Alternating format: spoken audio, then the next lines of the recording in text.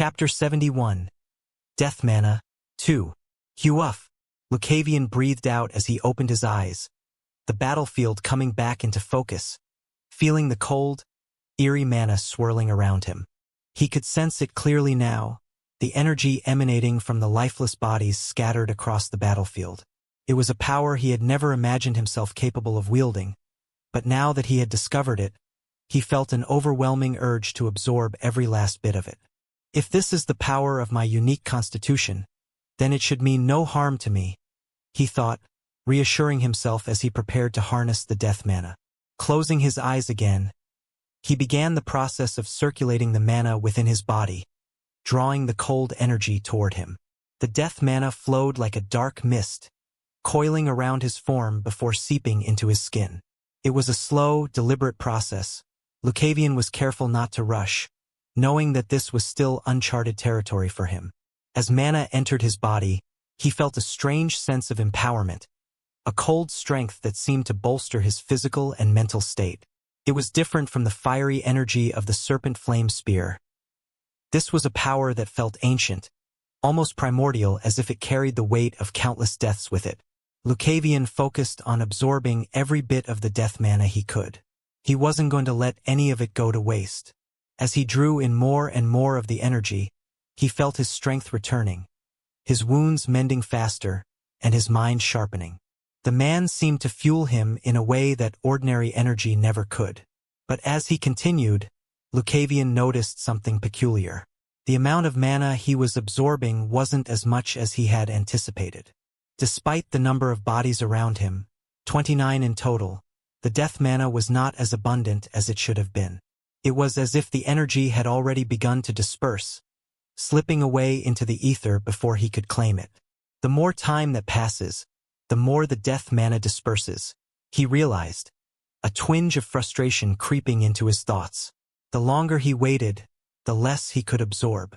It made sense now. The bodies he had slain earlier in the battle had already lost much of their death mana, leaving only faint traces behind. That's why the amount is way less for these 29 dead bodies, he mused. The ones I killed earlier had their mana dispersed. I need to act faster next time. The realization sharpened his focus. If he was going to harness this power effectively, he would need to absorb the death mana as soon as possible after the kill, before it had a chance to dissipate. It was a race against time, one that added a new layer of urgency to every battle he fought.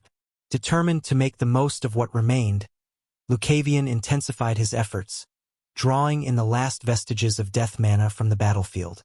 His body hummed with energy, the cold power settling into his core alongside the fire-attributed mana.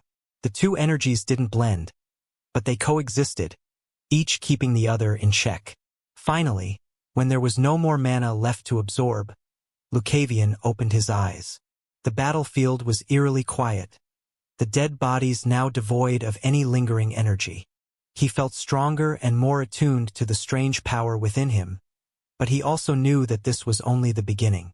Even now, I am unable to use this energy within. While stuffing it into my core is not bad, the technique is not even close to being complete. I am unable to draw the energy, which means, for the time being, that energy is useless. Lucavion understood the basics of mana cultivation, and he knew that it involved two distinct types of techniques. The first was for mana accumulation, a process that required specific breathing techniques to draw in and store mana within the core. The second was for drawing mana and using it effectively in combat or other applications. He had a handle on the former, at least when it came to the death mana, but the latter still eluded him. I've figured out how to accumulate the death mana, but I haven't figured out how to use it, he mused. This energy is sitting there, potent but inert, and until I can find a way to draw it out and control it, it's useless in a fight. It was a significant problem, one that couldn't be ignored. He needed to address it sooner rather than later, but he also knew that now was not the time. His body and mind were both exhausted from the day's events, and pushing himself further would only lead to mistakes. Lucavion took a deep breath, deciding to set aside his concerns for now. There was no point in overthinking it at this moment. He needed to recover his strength and replenish his primary mana core, the one that still housed his familiar starlight energy. He turned his gaze upward, the night sky glittering with countless stars. The sight calmed him, reminding him of the vastness of the universe and the smallness of his current worries. With a final glance at the battlefield, he moved to a quiet spot and sat down, crossing his legs and settling into a meditative position. One step at a time, he reminded himself, closing his eyes. Lucavion began to focus on his breathing, drawing in the energy of the night sky through the Devourer of Stars technique. This technique, taught to him by his master, was one he had used countless times to refill his mana reserves. It allowed him to draw in the ambient mana from the environment, especially under the open sky, and channel it into his core. As he meditated, he felt the familiar warmth of the neutral mana flowing into him, filling the spaces that had been depleted during the battle. The energy was smooth and consistent, a stark contrast to the chaotic death mana that now lingered within him.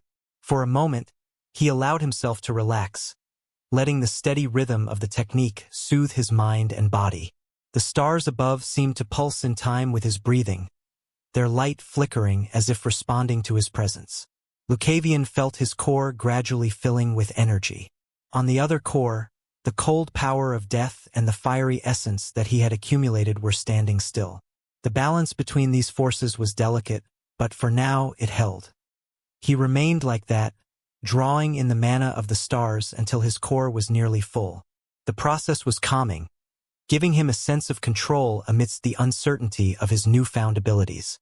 When he finally opened his eyes, the night had deepened, and the battlefield was bathed in the silver light of the moon.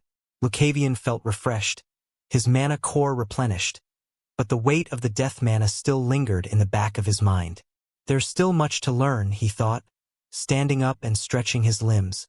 But for now, this will have to do. I'll need to find a way to use that energy, to draw it out and control it like any other mana. But that's a problem for another day. He began to walk away from the battlefield, his mind already turning towards what he needed to do right now.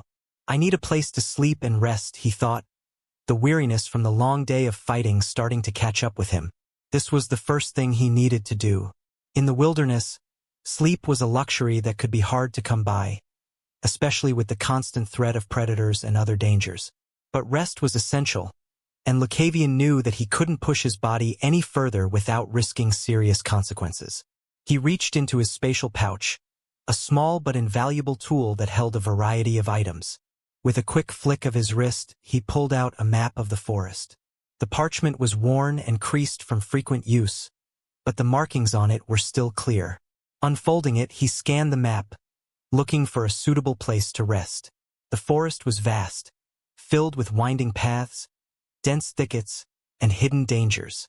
Lucavion's eyes moved over the familiar landmarks, streams, clearings, until they settled on a particular spot. A small mark stood out from the rest. A resting place. He looked at the notes on the corner of the map. If you're ever in need of shelter, look for the cave marked on the map. It may need a cleaning, but once cleaned, it will be hidden and secure. You'll find it near the base of the hills, where the terrain starts to climb. There, the term cleaning meant clearing the location from the possible monsters that could be inhabiting it. Since it is not that deep, the monsters that could be inhabiting it should not be that strong. Lucavion's gaze lingered on the mark, a tiny symbol of a cave nestled among the hills on the map. It wasn't far from his current location, perhaps an hour's walk if he kept a steady pace. The idea of a secure, sheltered spot to rest was too good to pass up, especially in his current state. That's where I'll go, he decided, folding the map and slipping it back into his spatial pouch. With his destination set, Lucavion adjusted his gear and set off in the direction of the cave. Chapter 72, Cave. On the way, he also ate some dried meat and bread to fill his stomach. Though it was not that much, for the time being, it would be enough to give him some resources. The awakened were different from humans. With the mana stuffed into their bodies, they were stronger than your average human and thus could go more without sleeping, resting, or eating. But that did not mean their bodies did not need those nutrients. That was actually the inverse. Their bodies needed more nutrients than others, especially if they had used their bodies up to their full potential. This should be enough for now. The journey to the cave was uneventful, the landscape gradually changing as he moved deeper into the hills. The terrain became rockier, the trees thinning out as the ground began to rise. He could feel the exhaustion in his muscles, but he pushed on, driven by the promise of rest. Finally, Lucavion spotted the entrance to the cave. It was nestled between two large boulders, the opening partially obscured by thick vines and underbrush. The cave was well hidden, just as the notes had said, and it took a sharp eye to notice it from a distance. Lucavion approached the cave with caution. The cave entrance, partially concealed by thick vines and underbrush, looked inviting enough, but he knew better than to let his guard down. The notes on the map had been clear. Before using the cave as a shelter, it needed to be cleared of any potential threats. It was better to control the traces, ensuring the area was secure before entering. He paused a few paces from the entrance, crouching low to the ground as he surveyed the area. The forest around him was quiet, the natural sounds of the night masking any potential dangers that might be lurking within the cave. Lucavion's eyes scanned the surroundings, looking for any signs of recent activity. Disturbed foliage, unusual tracks, or the faintest scent of a creature's presence. He remained still, listening intently. The wind rustled the leaves above, but aside from that, there was nothing to suggest that anything had entered or exited the cave recently. Still, he knew that appearances could be deceiving. Especially he was not the type with good eyes. Though his eye for battle was good, he was not that exceptional when it came to seeing these types of signs. Monsters in this forest had a way of blending into their surroundings, hiding their presence until it was too late.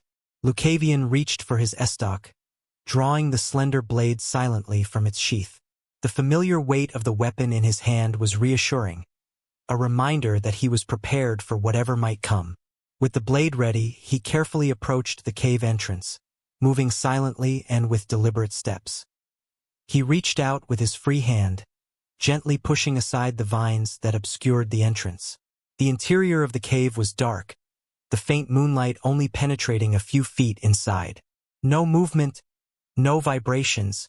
He noted his senses on high alert. Still, he wasn't going to take any chances. He concentrated for a moment, spreading his senses out in a mana pulse. The mana pulse spread out, flowing into the cave and beyond. Lucavion closed his eyes, focusing on the feedback from the pulse. For a moment, there was nothing but the sensation of the mana echoing back to him. But then he felt it. A faint presence, deep within the cave, moving slowly, almost lethargically. There's something in there, Lucavion thought, his grip tightening on the hilt of his estoc. The presence was weak, likely not a significant threat, but it was still there. He couldn't afford to ignore it. He stepped back from the entrance, considering his options.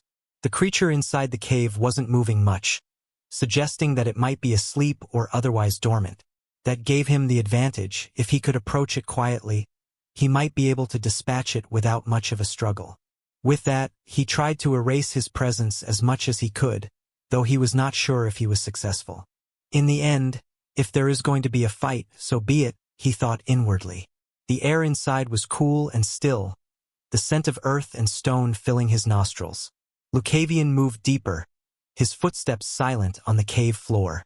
As he advanced, he could feel the presence more clearly. A small creature curled up in a shallow depression in the far corner of the cave. It was roughly the size of a large dog, its breathing slow and rhythmic. His grip on the estoc tightened, and he adjusted his stance, preparing for a quick, lethal strike. The creature's slow, rhythmic breathing suggested it was asleep, but Lucavion knew better than to assume it was unaware of his presence. The wilderness was a place where even the most subtle of movements could mean the difference between life and death. He positioned himself over the creature, the tip of his blade aimed directly at what he assumed was its heart. Swoosh! With a silent breath, he prepared to strike, his muscles tensing as he prepared to deliver a precise and fatal blow. But just as he began to bring the blade down, the creature's eyes snapped open, glowing faintly in the darkness. Ha! In an instant, it sensed the danger, its body tensing as it began to move. Lucavion's estoc plunged downward, but the creature's sudden movement threw off his aim. Stab! The blade pierced the creature's side, missing its heart by mere inches.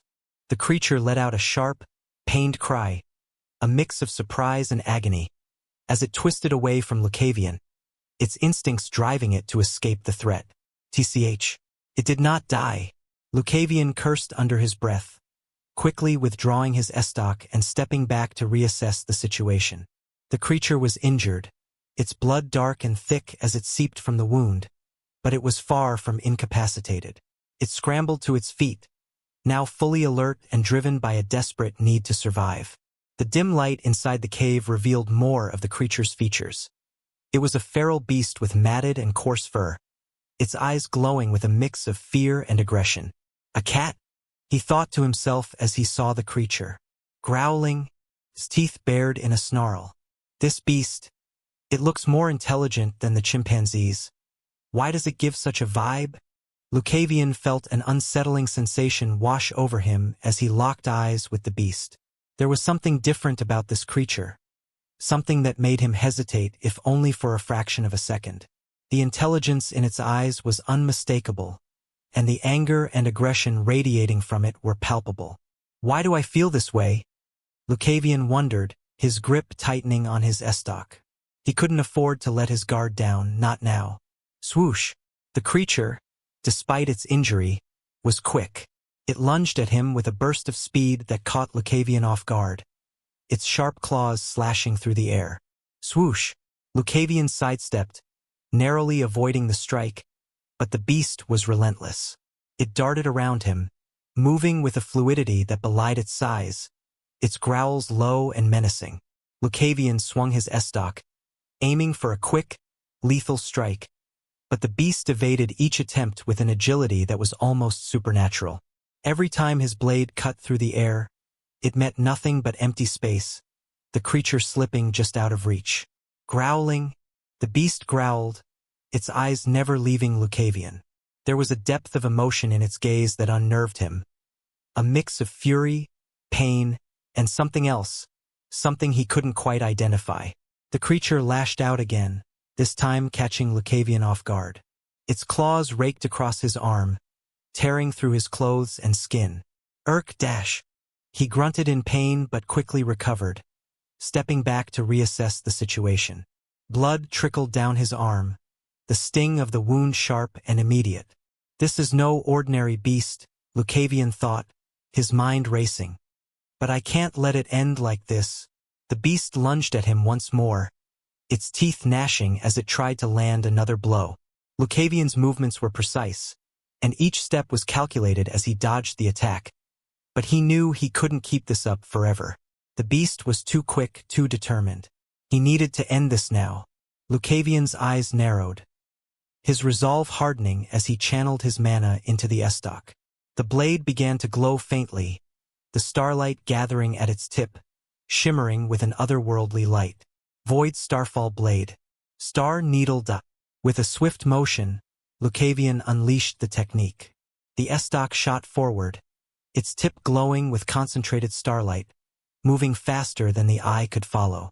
The strike was precise, aimed directly at the creature's heart. The beast, sensing the danger, tried to evade, but the speed of the attack was too much. The estoc pierced through its chest, the starlight searing through flesh and bone with unerring accuracy. Screech! The beast let out a final, pained cry as the starlight consumed it from within. Just as Lucavion was about to supply more energy to the strike, suddenly, he heard something. Gerald! In an instant, he stopped. Chapter 73. The Beast. Lucavion froze the moment he heard the voice. Gerald! His breath caught in his throat, and his heart skipped a beat. The name echoed in his mind, bringing with it a flood of memories. Memories of his master, Gerald, the man who had taught him everything he knew, the man who had been more than just a mentor. The voice was not loud, but it was clear and resonant. No, it can't be, Lucavion thought, his eyes darting around the cave in a frantic search for the source of the voice. But there was nothing, only the dim light and the silence of the cave, save for the low, ragged breathing of the beast before him. He hesitated, his grip on the estoc slackening for just a moment. He was certain he had heard the name, but where had it come from? He strained his ears, listening for any sign of movement, any clue that might reveal the speaker. But the cave was still, and the voice did not repeat itself. But then, the voice came again, this time with a note of desperation. "Are you Gerald?" Lucavion's eyes widened in realization. The voice wasn't coming from outside, it was inside his head. The words echoed within his mind, carrying with them a sense of urgency and confusion that made his pulse quicken. He quickly glanced at the beast, whose life was slowly ebbing away from the wound inflicted by his estoc. The creature's eyes met his, and for a moment, Lucavion was taken aback. The fierce, antagonistic glare was gone, replaced by something else entirely. Sadness, desperation, a deep, aching sorrow that seemed to reach out and wrap around his heart. The beast's vertical pupils were dilated, and there was an unmistakable intelligence in those eyes, an understanding that belied its feral appearance. Was it the beast? Lucavion wondered, his mind racing to make sense of what was happening. His thoughts were in disarray, but one thing was clear: the voice he had heard was somehow connected to this creature. He lowered his estoc, his hand trembling slightly as he loosened his grip on the weapon. The glow of the starlight faded from the blade as he stared at the beast in disbelief. Was that you?" Lucavion asked, his voice barely above a whisper, as if speaking too loudly might shatter whatever fragile connection had been established. For a moment there was silence. Then, the voice echoed in his mind once more. "Yes." Lucavion's breath caught in his throat. The confirmation was clear, unmistakable. The voice he was hearing, the one that had called out his master's name, belonged to the creature now lying before him, wounded and dying. He dropped to one knee beside the beast, his heart pounding in his chest. The situation was surreal, unlike anything he had ever experienced. The beast's eyes remained locked on his, and Lucavion could see the pain etched in its gaze.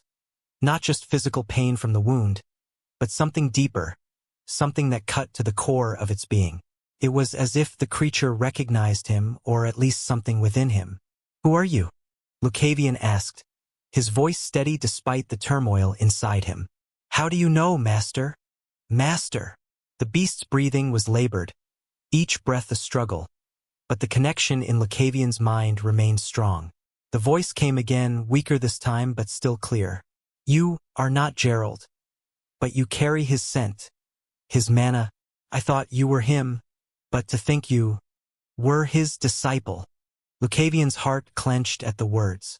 The beast had mistaken him for his master, drawn by the lingering traces of Gerald's mana in his own. "How were you related to Master? Were you his familiar?"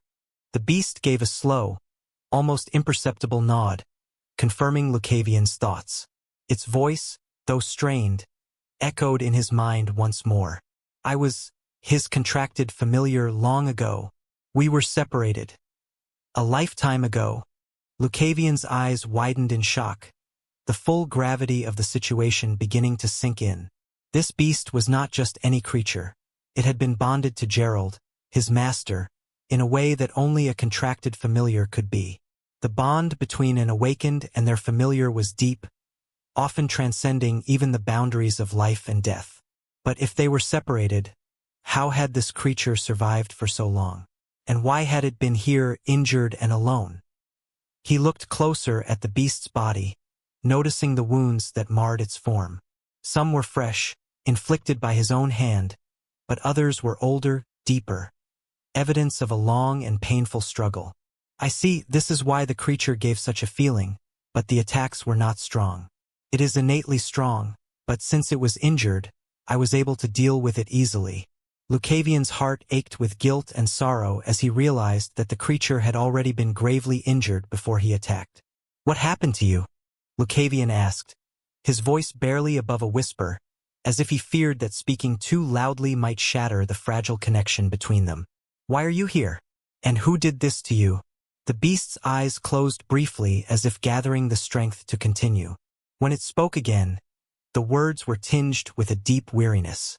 I was pursued, hunted. Someone seeks the essence within me. They have been relentless. Essence? Lucavion echoed, his brow furrowing. You are a mythical beast, aren't you? For a beast to have an essence, they would need to rise in the ranks of the bestiary. Ordinary monsters would not be able to have an essence. Only higher rankings would do. Though having an essence did not directly mean that they would be mythical beasts, the fact that it claimed that it was his master's familiar meant no less. After all, there was no way his master, who once destroyed countless battlefields and made a name as one of the strongest in the world, would settle with less. Haha. I guess Geralt would not leave this world without teaching you this. You are aware Master is gone? Of course, contracted families can feel when their contractors die. That is why I am in this condition after all. Hearing this, Lucavion looked at the beast. It was a small feral cat who looked harmless. Who is after you then? Why do you care, boy? Just as he was about to ask more questions, suddenly, he heard the question posed by the beast. Why did he care? Lucavion's gaze drifted back to the dying creature. It was a small, feral cat, its once menacing demeanor now softened by the weight of its injuries and the inevitable approach of death. By all appearances, it was just another beast in the wilderness, albeit a more intelligent one. Yet, here he was, kneeling beside it, his heart aching with a concern he couldn't fully explain. Was it simply because it had claimed to be his master's familiar? That alone was a significant bond. But was it enough to stir such deep emotions within him? Lucavion's mind raced, questioning everything. His actions, his beliefs, his connection to the beast. Why had he so readily believed its story? Why had he lowered his weapon, abandoning his instinct for survival to listen to its final words? And then, as if a veil had been lifted from his thoughts, the answer began to emerge. It wasn't just the creature's claim that it was Gerald's familiar, or the sorrow in its eyes, or even the fact that it had once been connected to his master. No, there was something deeper, something more intrinsic. Lucavion closed his eyes, focusing inward, and he felt it. A subtle but unmistakable reaction within him. The man that had been passed down to him, the very essence of his master's teachings and power, was stirring, reacting to the presence of the creature before him. It was a sensation he had never experienced before, a resonance that hummed through his core, connecting him to something far greater than himself. The realization hit him like a shockwave. It's the mana, Lucavion thought, his eyes snapping open. The legacy left behind by my master. It's reacting to this beast. The mana that flowed through him, the power he had inherited from Gerald, was not just a tool or a weapon. It was a part of him, a living connection to the man who had shaped his life.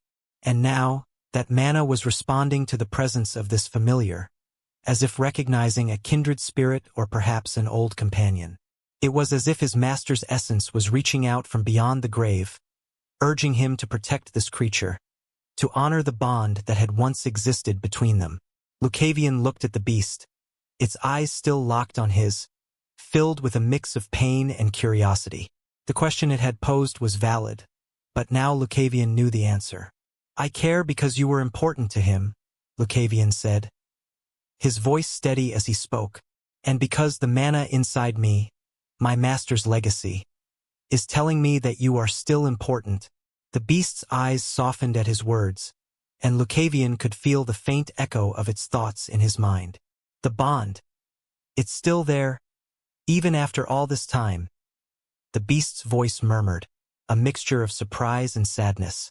Gerald chose well to pass his legacy to you. That is right, Lucavion mumbled as he smiled slightly. Is it fate or something else? I don't know the answer to that. But one thing is clear. This beast, I am going to save it. With that thought, he slowly released his mana from his core. What are you doing? The voice asked inside his head, looking at him. What else? I am going to supply you with mana to heal you. Chapter 74. The Beast, 2. The mana flowed from Lucavion's core, a steady, gentle stream that wrapped around the dying beast like a comforting embrace. He could feel the warmth of the energy as it left his body, mingling with the creature's own fading life force, and for a moment, he wondered if it would be enough to make a difference. "What are you doing?" The beast's voice echoed weakly in his mind, its tone laced with confusion and disbelief. The creature's eyes widened slightly, its gaze fixed on Lucavion as it tried to comprehend what was happening. "What else?"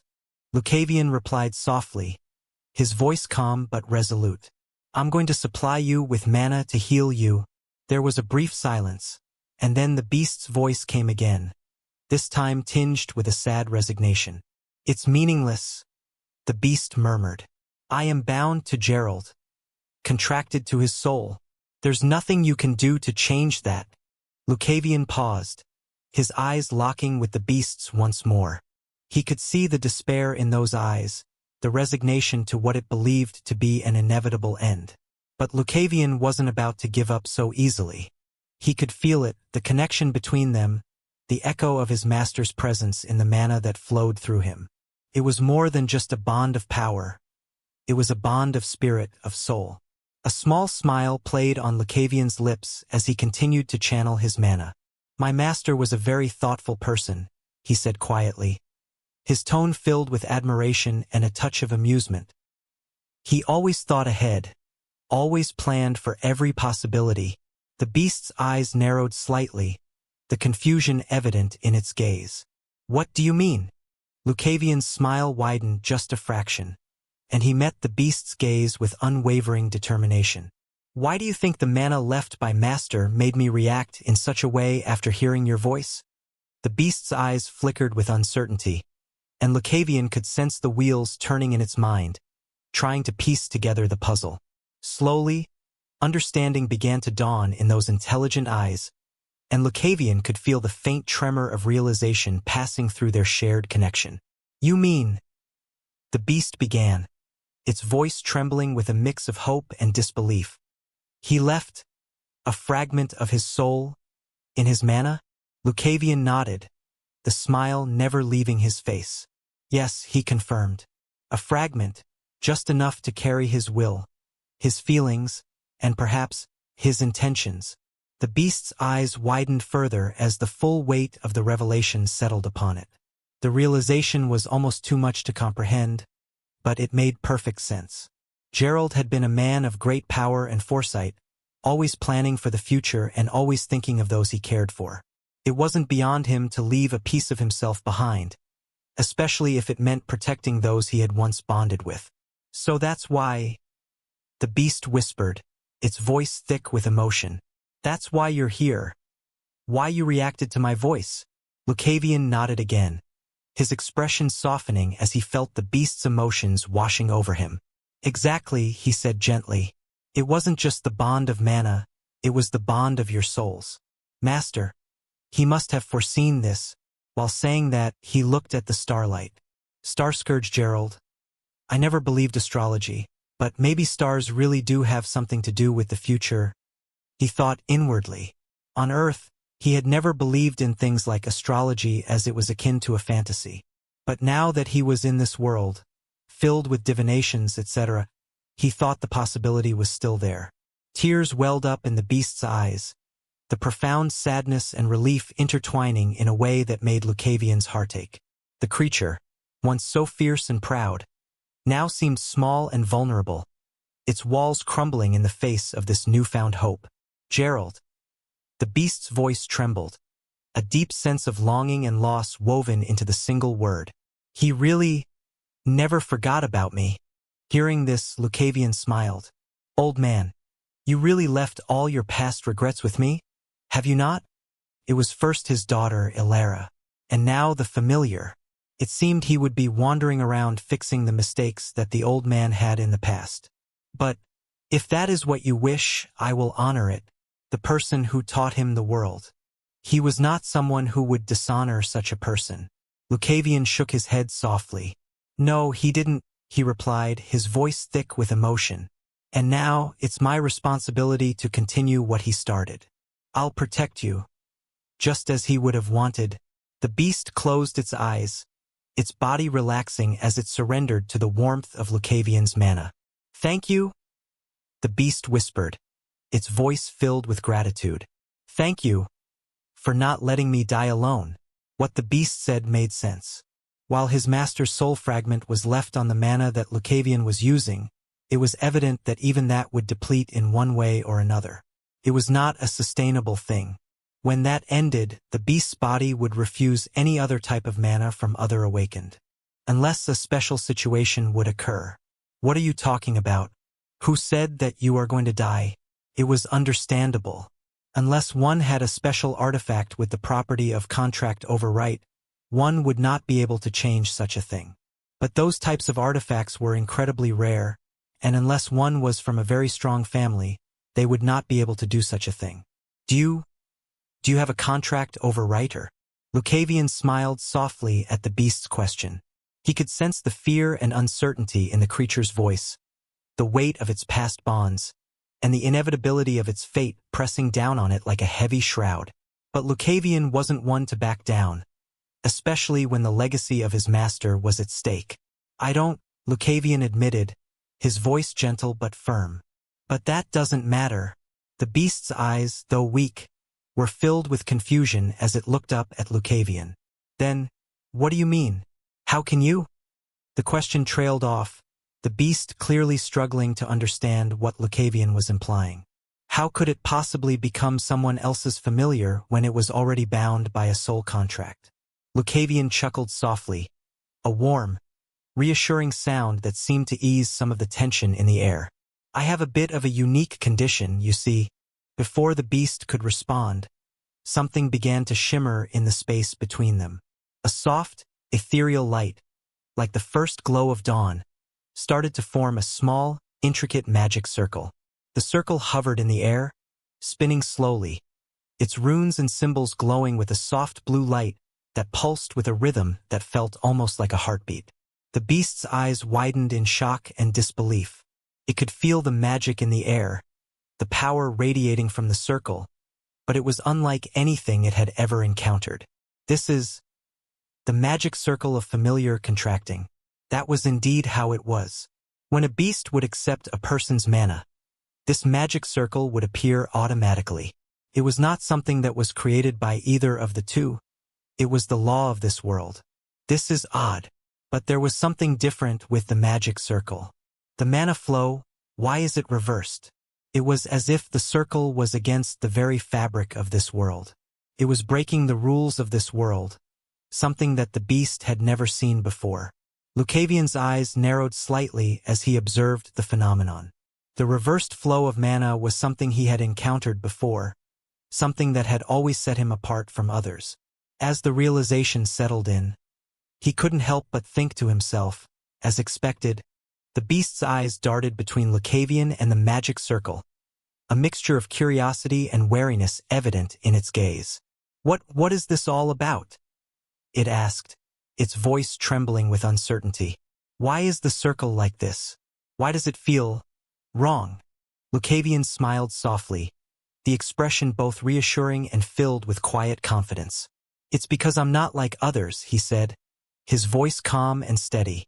"I have a special constitution, one that makes my mana meridians reversed." The beast's eyes widened in shock, its mind racing to comprehend what Lucavion was saying. "Reversed mana meridians?" it echoed, disbelief coloring its tone. "But how can you use mana then? It is impossible, isn't it?" Lucavion shook his head slowly, his gaze never leaving the magic circle. "It's rare, yes, but not impossible. My reversed meridians mean that I don't follow the same rules as others. The limitations that bind most people don't affect me in the same way. My mana flows differently, which is why the circle you see now is also different." The beast stared at Lucavion, a mix of wonder and confusion evident in its gaze. "But how? How does that allow you to?" Lucavion's smile widened just a fraction. "Because of this condition, I'm not bound by the normal laws of this world. The things that limit others don't limit me.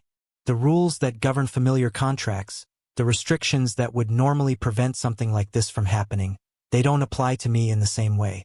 At least that was what I thought, and apparently that was the case." Hearing that, the beast will not be able to say anything. You were crazy, that could have killed you. A bit of craziness is necessary to survive in this world. Chapter 75, Vitaliera. A bit of craziness is necessary to survive in this world. The beast continued to stare at him, its eyes wide with disbelief and a lingering sense of awe. It was clear that the creature was struggling to reconcile what it knew about the world with what it was seeing now. The magic circle, the reversed mana flow, the very idea that someone with reversed meridians could not only survive but also wield mana with such precision and power. Lucavion continued, his voice taking on a more thoughtful tone. You see, my condition, the physique of the Requivers, means that I operate outside the norms of what most people consider possible. For most, reversed meridians would be a death sentence, an inability to harness mana in any meaningful way. But for me, it's different.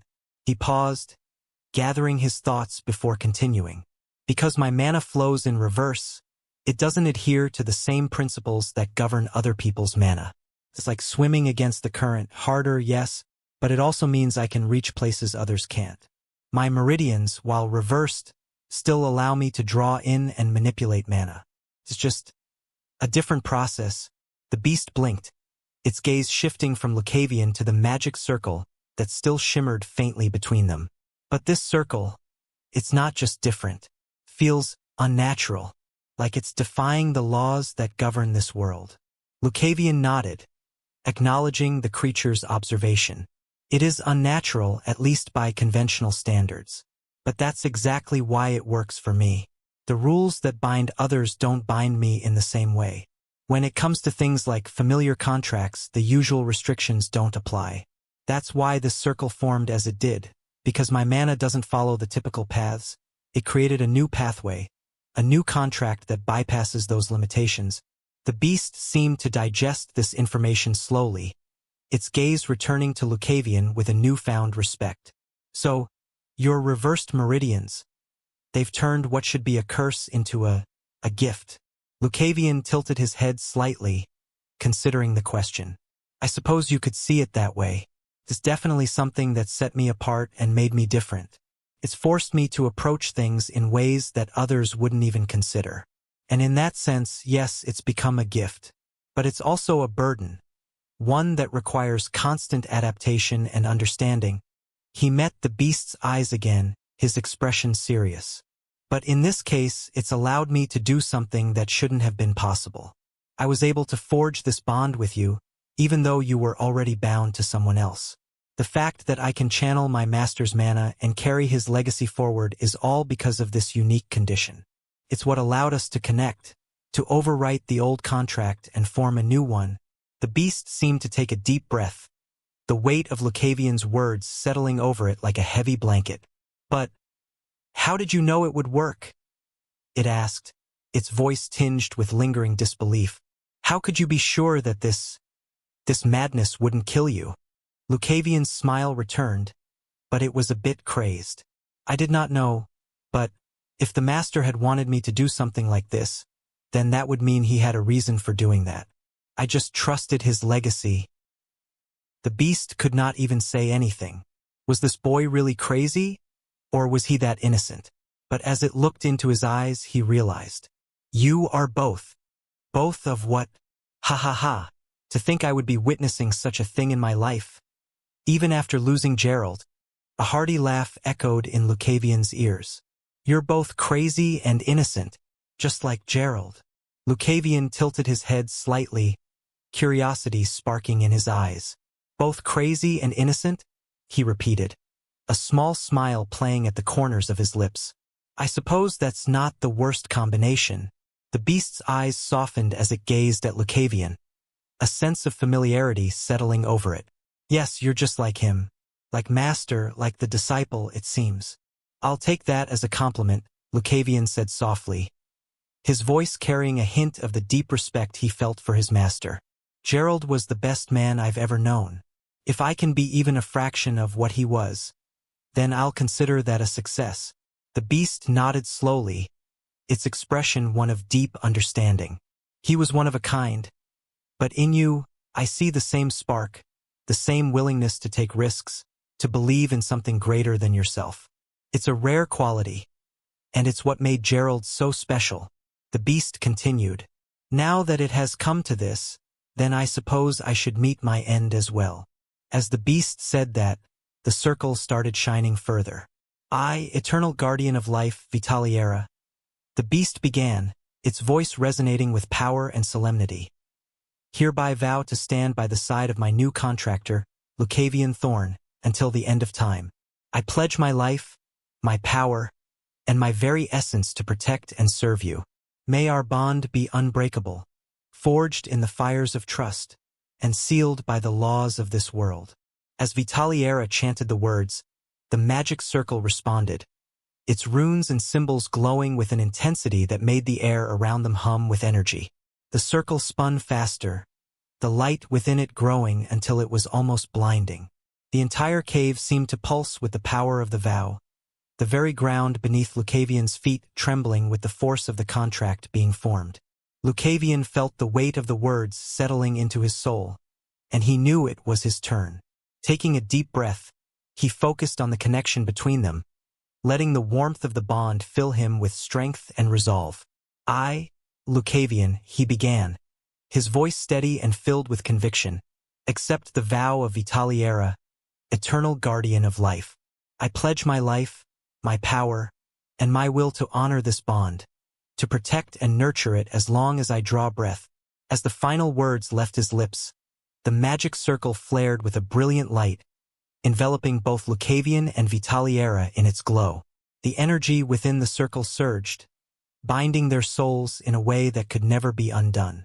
The light from the circle gradually began to fade, the symbols and runes slowly dissolving into the air as the contract was completed. But the bond between them remained a constant presence in Lucavion's mind. Vitaliera looked up at him, her eyes now glowing faintly with the remnants of the magic that had bound them. It is done, she said, her voice soft but filled with a quiet strength. We are now bound, Lucavion. I see, so this is how he feels. The moment he said that, he turned to take a look at the cat beside him. She had started healing as soon as the contract was finished, and Lucavion could feel his mana getting sucked. It really worked, Vitaliera mumbled, her voice echoing in Lucavion's head. So you were not that sure. How could I be? Do you think just by explaining all those things, you can make others believe? I hoped so. You must be prepared then. For the future at least, not everyone will believe your words. I see. Your condition. Gerald might have known about it, but that is the first time I have heard about it before. That is why many people will not be aware of that either, most likely. Lucavion remained silent for a moment, processing Vitaliera's words. The bond between them was still settling, but he could already feel the effects, the subtle pull on his mana as it flowed into Vitaliera, aiding in her recovery. It was a strange sensation, but not unpleasant. Felt right, like a puzzle piece falling into place. I suppose you're right, Lucavion said softly, his gaze shifting to the horizon beyond the cave entrance. Not everyone will believe me, and I can't expect them to. But that doesn't change what needs to be done. Vitaliera nodded slowly, her eyes reflecting the quiet understanding between them. Indeed, the world is full of skeptics, and those who walk a different path often face the harshest scrutiny. You must be ready for what is to come. Just as he was about to speak, Vitaliera's voice echoed in his mind again, this time more serious and probing. But there's something I need to ask you, Lucavion. Something that has been bothering me since the moment you stepped into this place. Lucavion turned his full attention to her, sensing the shift in her tone. What is it? He asked, his voice calm but tinged with curiosity. Vitaliera's eyes locked onto his, their glow intensifying slightly. Why do you have the energy of the abyss inside you? Chapter 76. Abyssal Energy. Why do you have the energy of the abyss inside you? The moment Lucavion heard this, he immediately understood what Vitaliera meant. The energy of the abyss? Do you mean the mana of death? He asked, seeking confirmation. The energy that is in your other core. Wait, why do you have two cores? Lucavion took a deep breath. It's because of my unique condition. My reversed mana meridians don't adhere to the usual rules that bind other awakened. I discovered this about a year ago, After extensive trial and error, I realized that my condition allowed me to form a second core. Vitaliera blinked in understanding, her expression serious. I see. Your condition truly is different. But then, how does this explain the energy of the abyss, or as you call it, the mana of death? Lucavion nodded, preparing to recount his recent experiences. It started just yesterday. I was fighting a shadow stalker. After I killed it, I sat down to meditate to recover my mana. But instead of just drawing in the usual ambient energy, I sensed something else. He paused, his mind revisiting the strange sensation he had felt. It was cold, eerie, unlike any mana I've ever encountered. It felt like it was seeping out of the dead shadow stalker, drawn to me as if it recognized something within me. Vitaliera listened intently, her eyes narrowing in thought. And this was the first time you encountered such energy? Yes, Lucavion confirmed.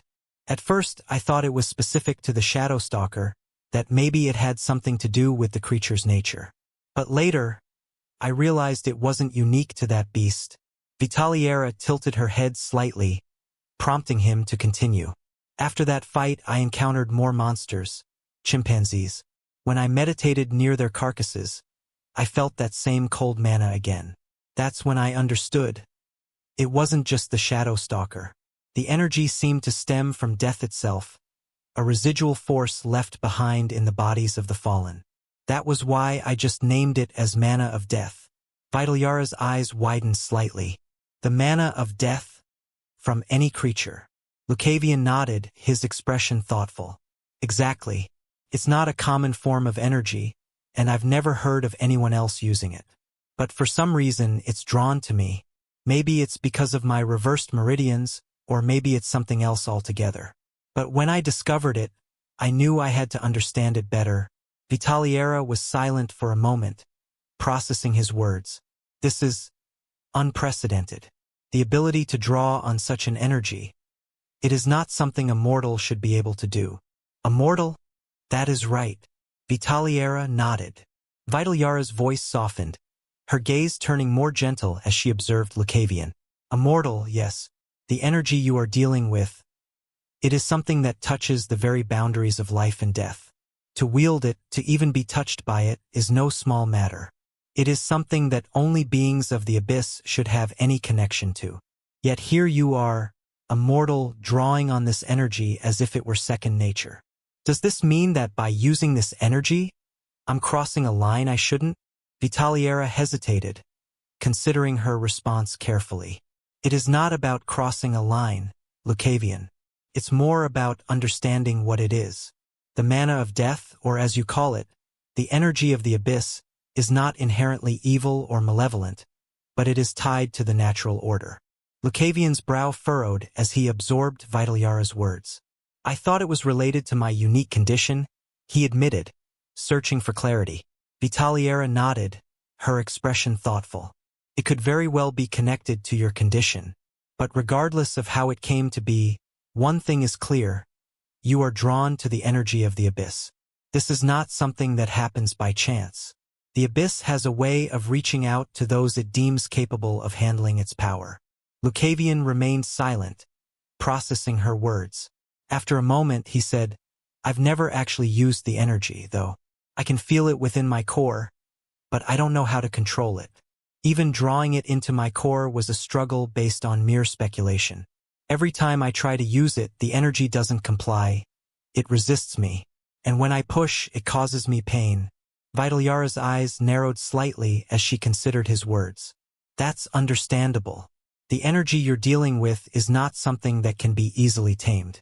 It's ancient, raw, and tied to forces that even the most powerful beings respect. The fact that it causes you pain when you try to draw on it indicates that you're not yet attuned to its nature. So what do I do? How do I learn to control it? Just as he asked, Vitaliera slowly rose from her state as she approached Lucavion. Her fur and her eyes were glowing in the color of white as she stood over him. Your approach. It is really interesting, she mumbled, jumping over his shoulder. Sit in the lotus position. As she said, Lucavion complied. He sat in the lotus position. Now just meditate and don't mind me. After saying that, Vitaliera jumped from his shoulder and landed right beside him.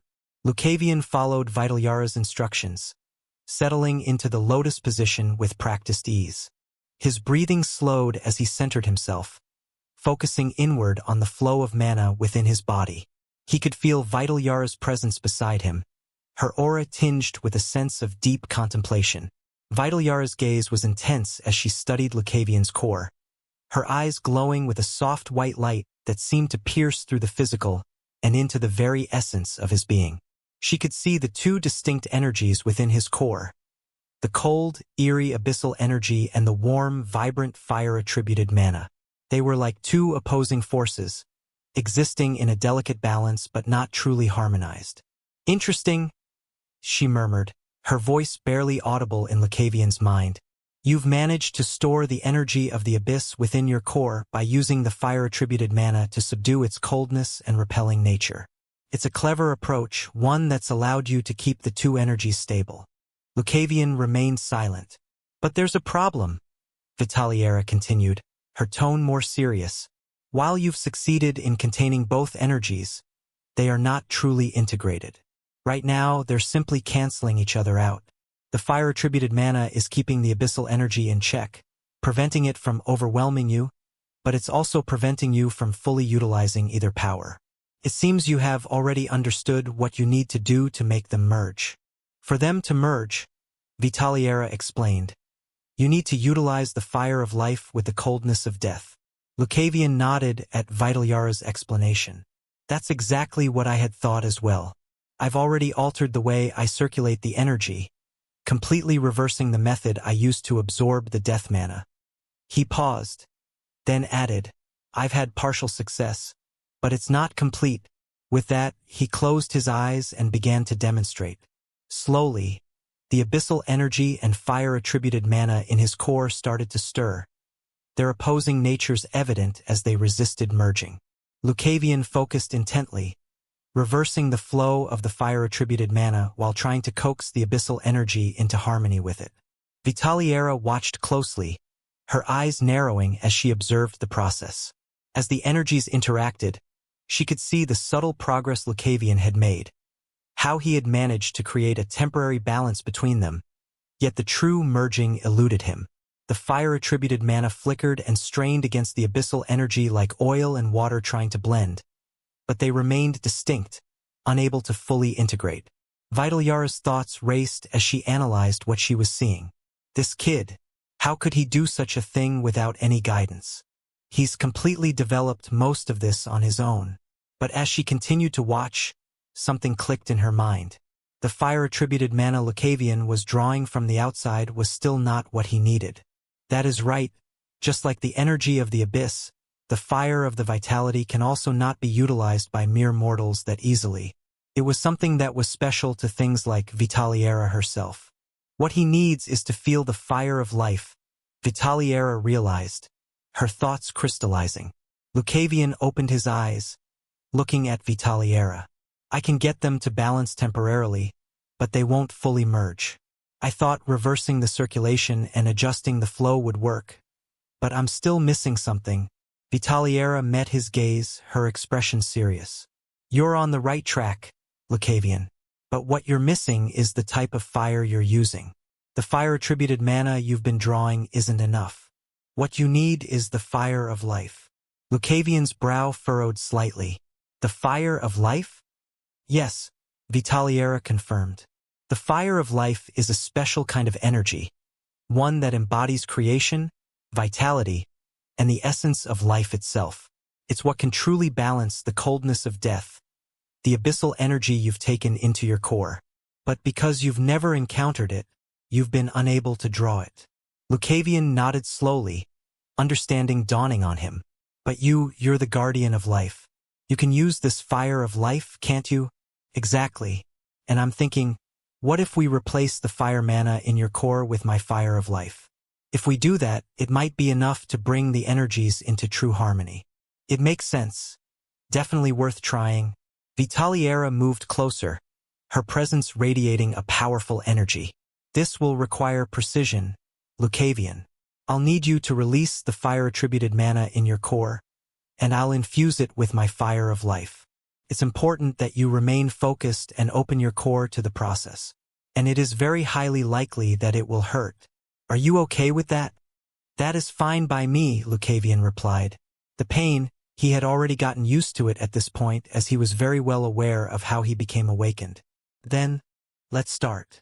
This kid, he is a one-time genius, but he is still not strong enough, and he does not have much time. It will not be long for them to fund us. The moment that they find him, they will try to capture him as well, so he needs to get stronger as soon as possible. Chapter 77. Abyssal Energy 2. Then, let's start, Vitaliera said, her eyes shining brighter as she began to channel the essence of life itself. As the fire of life began to flow into Lucavion's core, he was immediately struck by its nature. Unlike the steady warmth of the fire-attributed mana he used from Serpent Flame Spear, this energy was wild, chaotic, alive in every sense of the word. It surged through him like a raging storm, a force born from the very creation of the universe, where life emerged from chaos. Arc dash. Pain shot through Lucavion's body as the energy coursed through him. It was like nothing he had ever felt before. A searing, primal force that burned through his veins and threatened to tear him apart. Sweat poured from his neck, drenching his clothes as he struggled to keep his focus. Stay with it, Lucavion. Vitaliara's voice echoed in his mind, her tone firm but supportive. This is the essence of life, raw and untamed. It's not meant to be controlled by force but harnessed through understanding and respect. Feel it and let it guide you. Gritting his teeth, Lucavion focused inward, his mind locking onto the wild energy within him. He could feel the fire of life battling with the abyssal energy, each force powerful in its own right yet fundamentally opposed. But as he concentrated, he began to sense a pattern within the chaos, a rhythm that mirrored the pulse of life itself. Vitaliera continued to guide him, her voice steadying him through the storm of energy. You've already figured out how to circulate the fire energy before. Now feel the fire within you. This is the true fire, the spark of life. Use it to gather the energy from outside, just as you would with the abyssal energy. Lucavion took a deep breath, despite the pain racking his body, and focused on the fire within him. Slowly, he began to draw in more of the fire of life, harnessing it with the same methodical approach he had used with the death mana. As he did, he felt the two energies begin to interact, their colors, white for life, black for death, swirling together within his core. The moment the energies began to mix, the pain intensified. It was as if his core was being torn apart from the inside, the conflicting energies clashing violently as they sought equilibrium. Lucavion's vision blurred as the pain threatened to overwhelm him, his consciousness slipping away as the power within him ran rampant. But just as he teetered on the edge of losing control, Vitaliara's voice cut through the haze. Stay awake, Lucavion. You're doing well. Don't let go now. Lucavion's grip tightened, both on his consciousness and on the energies within him. He forced himself to stay present, to endure the agony as the fire of life and the abyssal energy struggled to merge. The forces raged within him, but he refused to let them consume him. Focus on the balance, Vitaliera urged. You've already established a connection. Now let them find harmony. They're not enemies, they're two sides of the same coin. Life and death, creation and destruction. Let them coexist within you. While she was saying that, even she was not expecting what was happening there. She was also doing this thing for the first time in her hundreds of years of life. Can he really do it? She was also questioning herself. The kid, he was walking on a thin rope. With any sort of mistake, he would fall down. On the other hand, with every ounce of willpower he had, Lucavion focused on the core within him, on the merging energies that were now slowly beginning to stabilize. I see, so this is how it goes, Lucavion thought. Even if he was in pain, he was feeling a familiar feeling. It was like when he held the sword for the first time, when he felt like the sword himself was guiding him. It was the same as that one just now as well. Mend the fire of life and crush the frost of death. The wild chaos of the fire of life started to blend with the cold, controlled abyssal energy. The pain began to ease, just slightly, as the energies settled into a fragile harmony. The swirling colors within his core, white and black, began to coalesce, forming a new, unified energy. It was still wild, still dangerous, but it was no longer tearing him apart. Instead, it felt balanced. Lucavion's breathing steadied as the pain subsided to a manageable level. He could feel the power within him, immense and untamed, yet under his control. The fire of life and the abyssal energy had merged into something new, something stronger than either on its own. It was unlike anything he had ever experienced.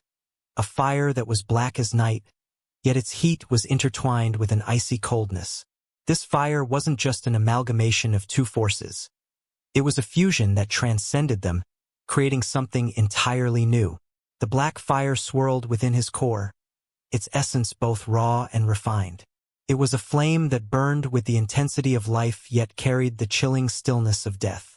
It was the embodiment of duality, a fire that was both hot and cold, a frost that was both rigid and flowing. Lucavion's eyes slowly turned black, mirroring the color of the new energy that now resided within him. His vision darkened, not with blindness, but with a profound clarity that came from deep within. He felt his consciousness slipping into a state of enlightenment, the world around him fading as he was drawn inward into the depths of his own being. A thick, pitch-black smoke began to rise from his body, swirling around him like a shroud. It wasn't just energy, it was an extension of the power he had forged, a manifestation of the balance between life and death that now defined him. The smoke pulsed with an otherworldly energy as if it were alive, responding to his every thought and movement. As the smoke swirled around him, Lucavion whispered to himself the name of the technique that had emerged from this fusion of energies. Flame of Equinox. He mumbled. The name came to him as naturally as breathing, as if it had always been there, waiting for him to discover it. But that was not the end. In his closed eyes, inside his mind, Lucavion saw the same dream. The same dream where a lone star stood, pitch black. Before, it was just dead and dry. It was not active. But now, it was burning, with a pitch-black flame that was similar to the one that he felt inside his core.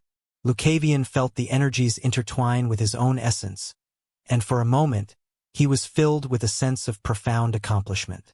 The power was immense, and it was his to command. But before he could take another breath, his vision darkened, and the world around him began to blur. Thud! His body gave out and he collapsed to the ground. Vitalyara's eyes widened in alarm as she watched him fall. She rushed to his side, her heart pounding in panic. "Lucavion!"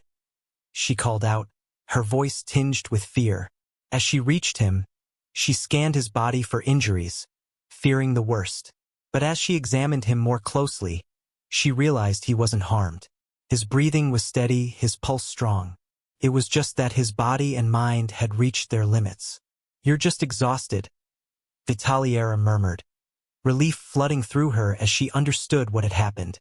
The process of merging the energies, the strain of the technique, had taken everything out of him. He had pushed himself to the brink and beyond. With a gentle smile, Vitalyara leaned down and licked his face, a gesture of both affection and reassurance. "You've been working hard," she whispered, her voice soft. "Rest now. You've earned it." The general sat at his desk, the dim light of the oil lamp casting long shadows across the room. The silence of the night was broken only by the occasional distant shout of a soldier or the rustle of leaves in the wind. A sudden knock on the door shattered the stillness, pulling the general from his thoughts. He straightened in his chair. "Enter," he called, his voice calm but tinged with an undercurrent of unease. The door creaked open, and an officer stepped inside, his face pale and drawn. The general's sharp eyes immediately picked up on the tension in the man's posture, the nervous flicker in his gaze. "Sir," the officer began, his voice shaky, "we've received feedback from the pursuit team. They're gone, sir. The entire unit has been wiped out." The general's expression darkened. He leaned back in his chair, his eyes closing for a moment as a deep sigh escaped him.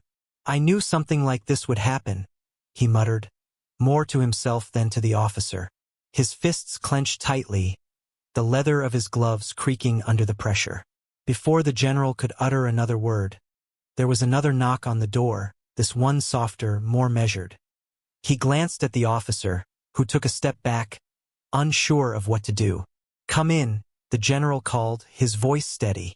The door opened once more, and this time, a figure dressed in a pristine black suit entered, his movements smooth and practiced.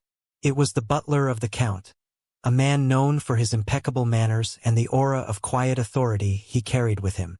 "General," it was the general's time to account for what happened. Chapter 78, Flame of Equinox. I stirred, my eyes fluttering open to the dim light of the early morning. The world slowly came into focus, and the first thing I noticed was how refreshed I felt. My body, which had been racked with pain and exhaustion, now seemed to hum with energy, like it had been revitalized during the night. I blinked, taking in my surroundings. The memory of the events before I collapsed was hazy at first, but as I lay there, the fog in my mind began to clear. What happened? I sat up slowly, my muscles responding with an ease that was almost startling. The last thing I remembered was the fire of life coursing through me, a wild and chaotic force that felt like it would tear me apart.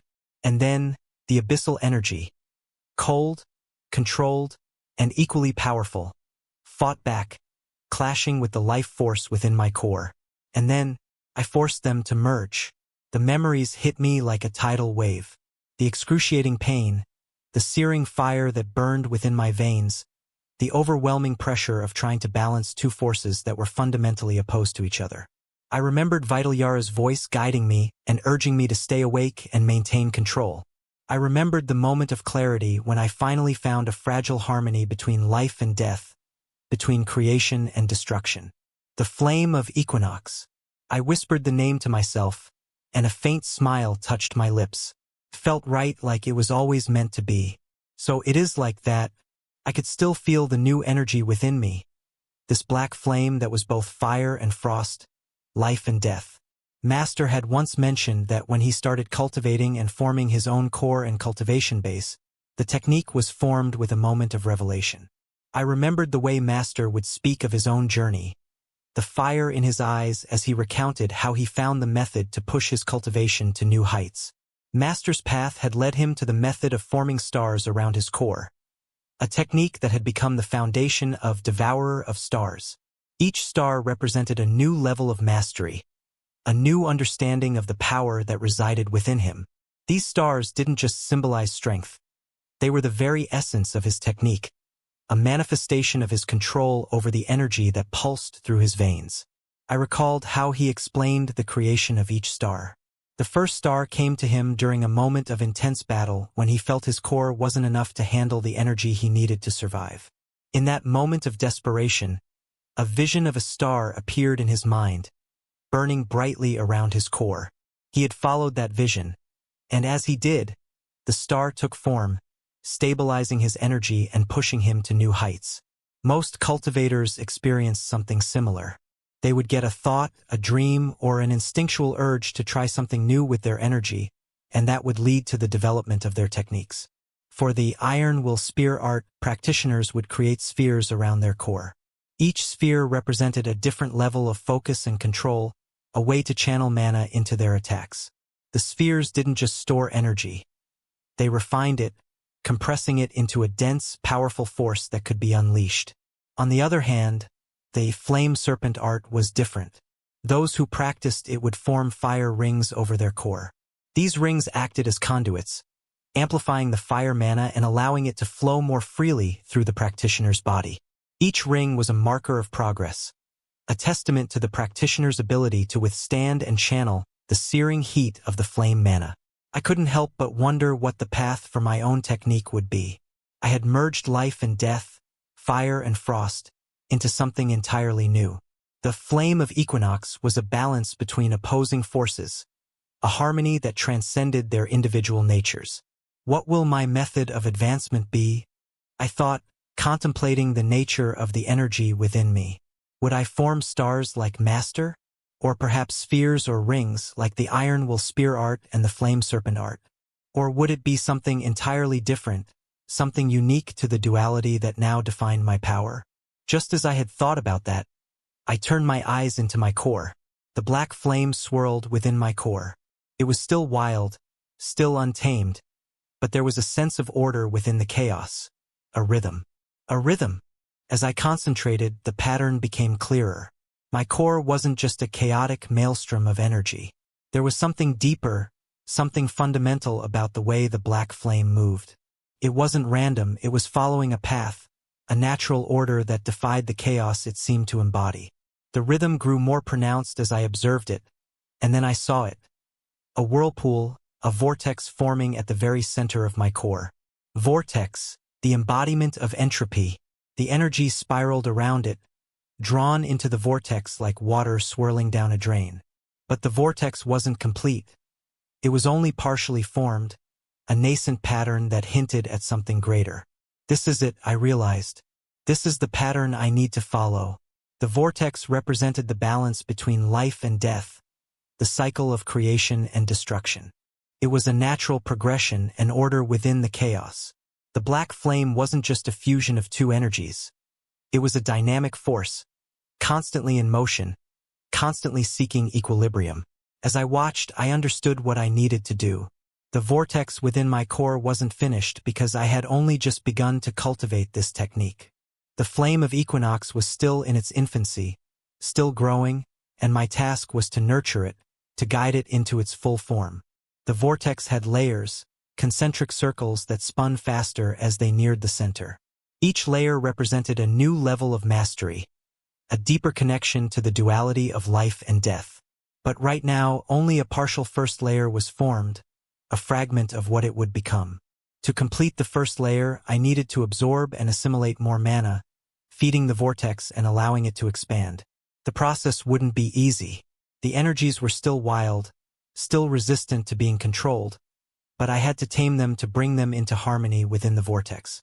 And in the process, I need to kill death and life.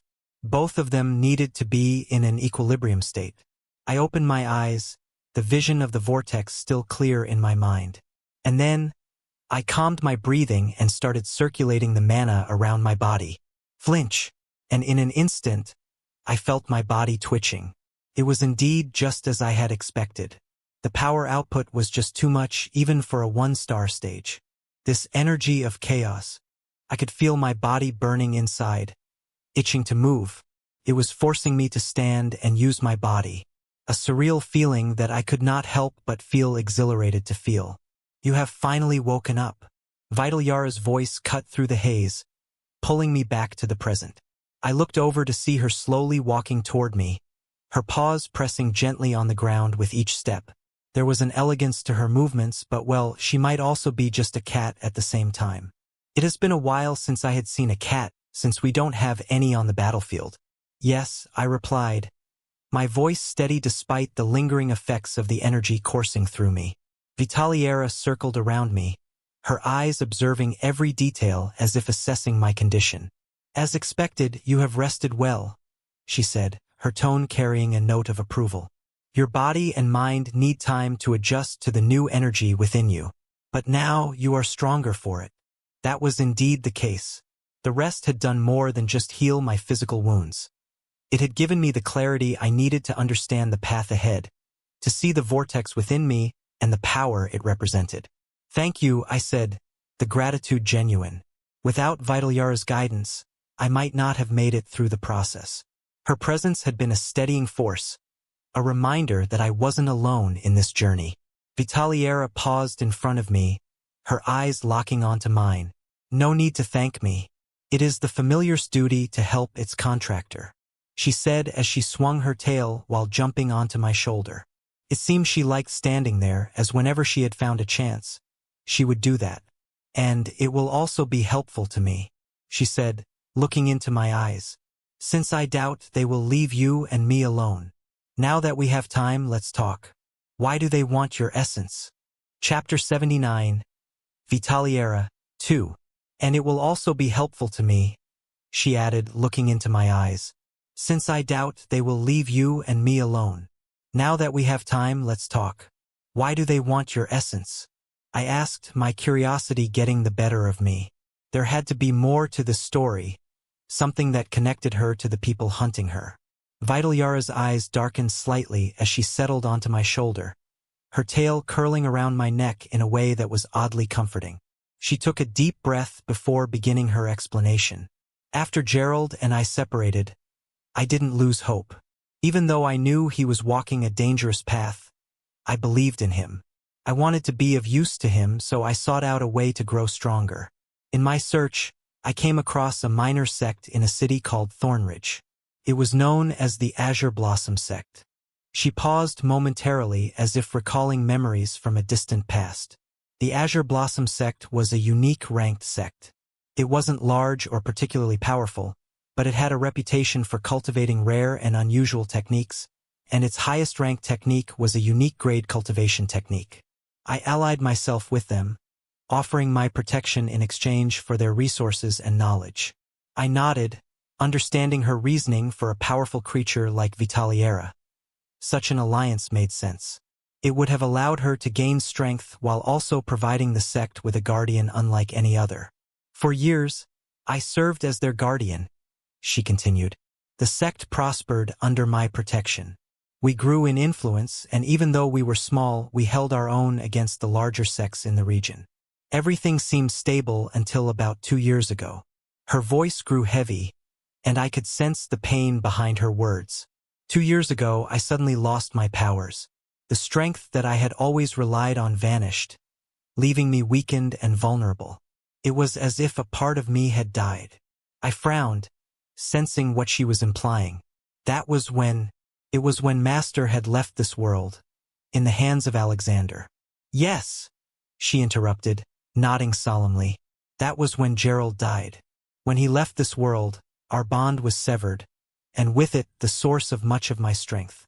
I didn't know it at the time, but his death had a profound effect on me, more than I could have ever imagined. I see, so at that time, because Master had died, his familiar also got her fair share. It makes sense. I thought to myself.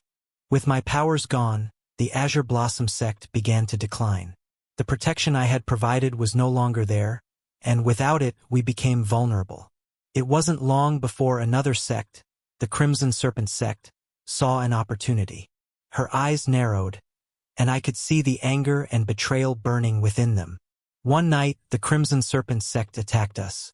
They struck without warning, and in the chaos, I realized that half of the Azure Blossom sect's elders had betrayed us.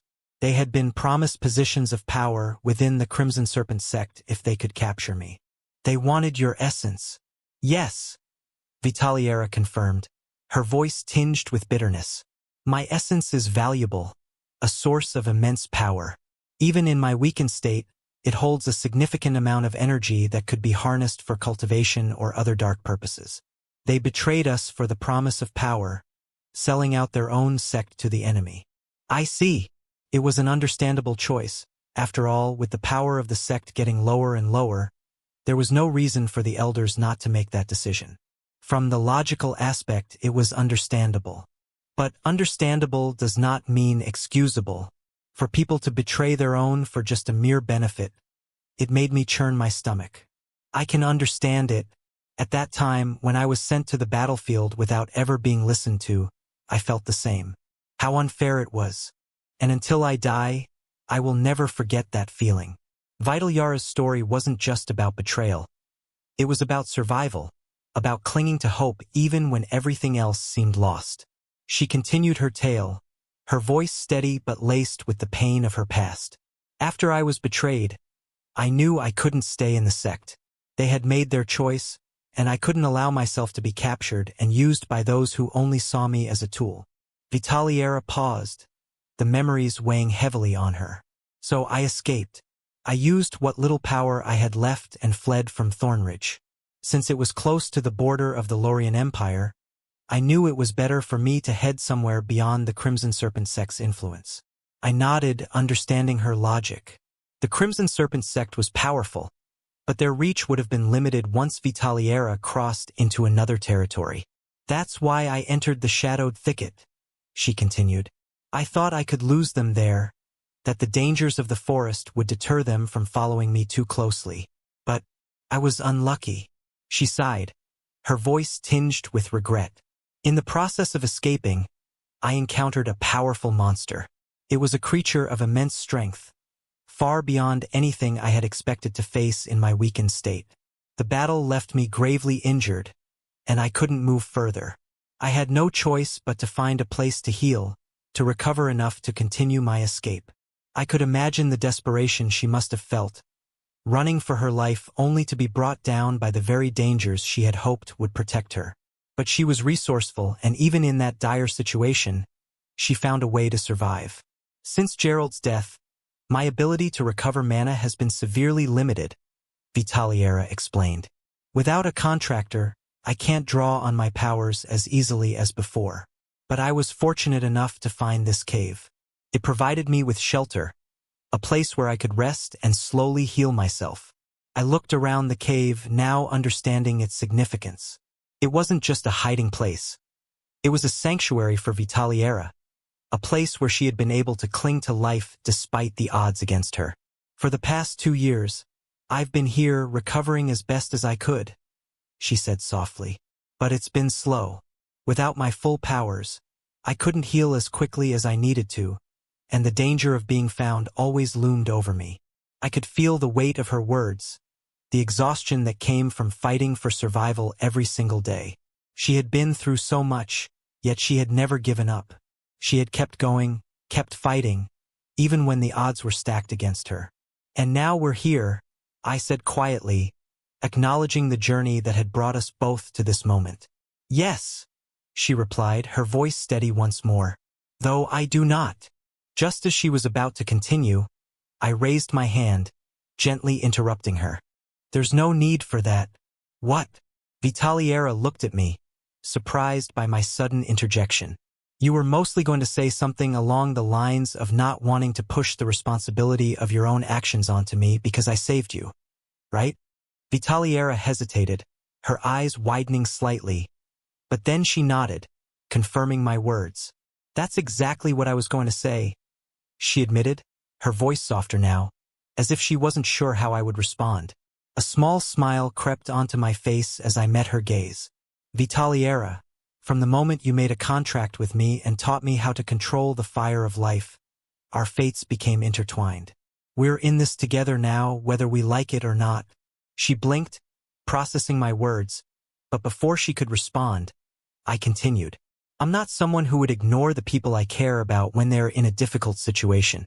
I know what it feels like to be helpless, to have no one to rely on when everything is falling apart. The memories of my past, of being abandoned and sent to the battlefield without a second thought, flashed through my mind. That feeling of helplessness, of being discarded. It was something I would never forget, and I couldn't stand if I was the one doing the same thing to another. Even the thought of that made my stomach churn. The fact that I would be the same as the people I hated the most. It was disgusting. Besides, I added, my smile growing a bit wider, you've already helped me in more ways than you realize. Without your guidance, I wouldn't have been able to harness the fire of life, and I am sure I will get a lot of help from you in the future as well. I slowly brought my hand to her head, slowly patting her. She somehow looked cute with her prideful attitude gone. So, if you want something from me, you do not need to keep it to yourself. At that, Vitaliera looked at me and purred under my touch. Then, if you don't mind, can you possibly save my people from Crimson Serpent Sect? It will be my pleasure. As she heard this, Vitaliera could not help but look at Lucavion, who had a smile on his face. You really have a knack for making a lady's heart beat. Chapter 80, Vitaliera 3. With our conversation settled, I decided it was time for breakfast. I reached into my pack and pulled out the rations I had brought with me, basic military fare that was designed for sustenance rather than taste. I unwrapped a portion of dried meat and bread, offering some to Vitaliera. Would you like some? I asked, holding out a piece of the dried meat to her. Vitaliera wrinkled her nose, her expression one of clear distaste. Dull human food is the worst of its kind, she said, turning her head away from the offered food. I raised an eyebrow, curious about her reaction. What do you mean by that? She flicked her tail dismissively in the direction of the rations. That dried meat you're holding and those other rations you brought from the military. They're bland, tasteless, and devoid of any life essence. They might sustain you, but they do nothing for a creature like me. I couldn't help but chuckle at her disdain. I suppose it's not exactly gourmet fare, but it's what I have for now. Vitality is key for beings like me, she explained, her tone softening. Fresh food, full of life and energy, is what sustains us. Dull, processed food like this, it's almost an insult to our senses. I see, I replied, making a mental note of her preferences. It made sense that a being like Vitaliera, who was closely connected to life itself, would prefer food that was vibrant and fresh. I would have to find something better for her in the future. As I finished my meal, Vitaliera watched me with a mixture of curiosity and mild amusement. You really don't mind eating that? It's not the best, but it gets the job done, I said with a shrug. I've gotten used to it over the years. Humans are strange, she mused, shaking her head slightly. You tolerate so much discomfort without complaint. It's part of what makes us resilient, I replied with a grin. But not all of us are like that. In a way, you are parallel to the nobles. They also will not be able to tolerate the food that we are eating. Vitaliera gave a soft, almost imperceptible nod, her eyes reflecting a mix of understanding and distaste. I've seen my fair share of nobles, she said, her voice carrying a hint of disdain. Many of them sent their children to the Azure Blossom sect, seeking to give them strength and prestige. But those children, they were often spoiled, acting like the world revolved around them. I could see the memories playing behind her eyes as she spoke, the way those children must have paraded through the sect with their heads held high, expecting everything to be handed to them. They would whine and complain about the most trivial discomforts, refusing to eat anything that wasn't prepared by a personal chef or presented in the finest dishware. Even in a place meant for training and growth, they clung to their luxuries as if they couldn't survive without them. A small, bitter laugh escaped her. And yet, they still lived their lives in luxury, untouched by the hardships that would have made them stronger. It was almost amusing, seeing them try to navigate a world they were wholly unprepared for.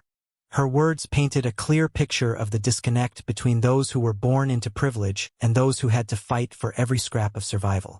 The nobles, with their pampered lifestyles, were so far removed from the realities of the world that they couldn't even fathom enduring the discomforts that others faced daily. I'm not surprised, I said, shaking my head. After all, I was once a child of a viscount. Though, for me, things were slightly different from a normal child. The comfort and the life I had was not hard compared to the commoners. It's easy to forget the importance of resilience when you've never had to be resilient. Those kids were probably sent to your sect because their parents wanted to buy them strength without letting them earn it. Indeed, Vitaliera agreed. But the strength that isn't earned is a strength that will crumble at the first real test. Many of those children never made it far. They either returned home to their comfortable lives or were weeded out by the rigors of training. That was how the reality worked. Being comfortable made people weak. Comfort is weakness. That was indeed the case. Now, what do you plan to do? Vitaliera asked. What do I plan to do?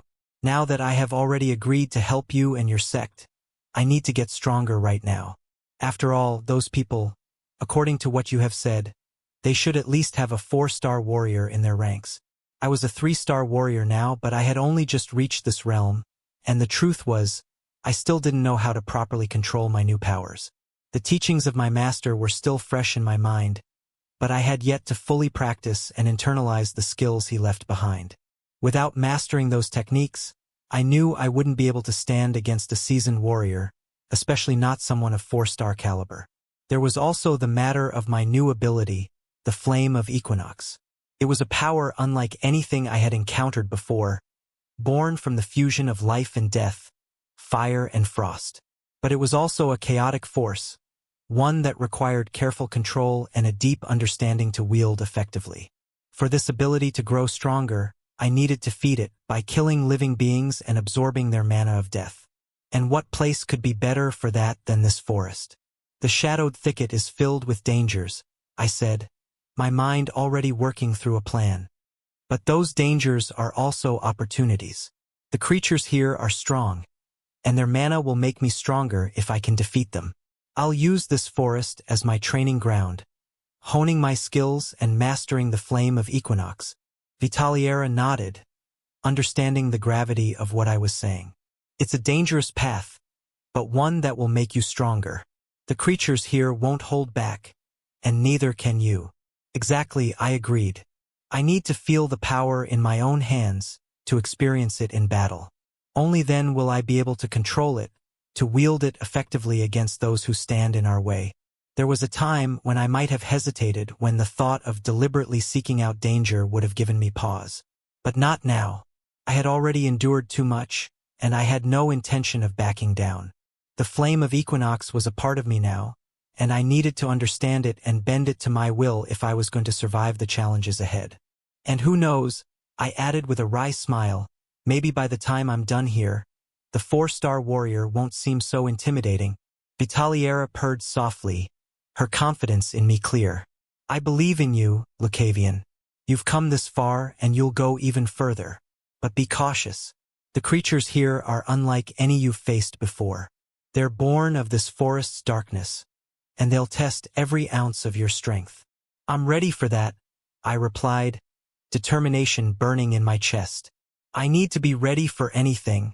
That is good, then. I will also try to recover my strength as much as I can. What do you need to do to recover your strength? What do you need to do to recover your strength? I asked, genuinely curious. If there was anything I could do to help speed up her recovery, I wanted to know.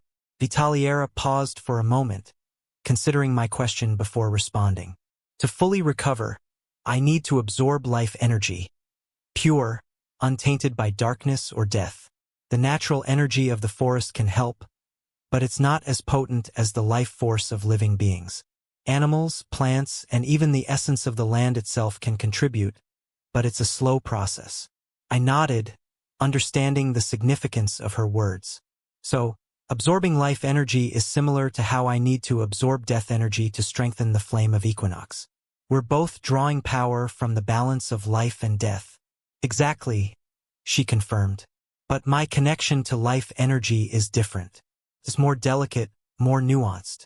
The life energy I need must be pure, free from corruption or decay. The forest can provide some of it, but for a faster recovery, I would need to find areas where the life energy is concentrated. Places where the natural world thrives without interference. Like sacred groves or areas where nature's balance is particularly strong? I suggested, recalling some of the knowledge I had picked up during my training. Yes, precisely, Vitaliera replied, her voice tinged with approval. Such places are rare, but they exist. If we can find one, it would greatly accelerate my recovery. However, they're often hidden and protected by powerful creatures or natural defenses. I frowned, realizing the challenges that lay ahead. So, while I'm hunting and absorbing death energy, we should also be on the lookout for places where you can absorb pure life energy. That would be wise, she agreed. But don't worry about me too much. The forest can still sustain me to some extent, and as long as I stay close to you, I'll gradually regain my strength. My presence near you will help stabilize the life energy within your flame of Equinox, preventing it from becoming too imbalanced. That's reassuring, I said with a nod. We'll keep an eye out for those areas. But in the meantime, we'll focus on growing stronger together. Vitaliera gave a small, contented purr, her tail curling slightly around my neck in a gesture of trust. Then, let's start with hunting some monsters. Hello everyone. We now have a Discord server. Join us for faster updates, discussions about your favorite novels, and exclusive Discord-only content. Don't miss out. See you there. Scan the QR code on the screen or enter any of the displayed links into your browser to join our Discord.